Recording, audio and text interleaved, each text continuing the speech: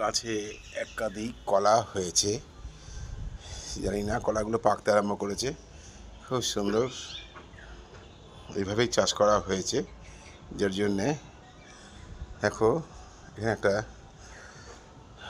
কারি পাতা গাছ ছোট্টর মধ্যে খুব সুন্দর একটা টিনের পাত্রে লাগানো আছে।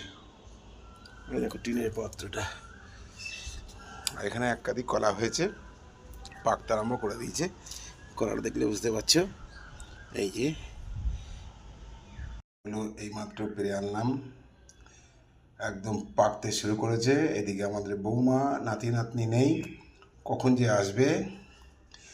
ওরা নাতনিটাই বেশি পছন্দ করে এই পাকা পাকা কাঁঠালি কলাগুলো। এনে রেখে দিয়েছি, যদি কাল পরশু এসে যায় তো আরামসে খেতে পারবে। আমার নাতনি খুব ভালোবাসে, তার জন্যই আনা এই কলাটা।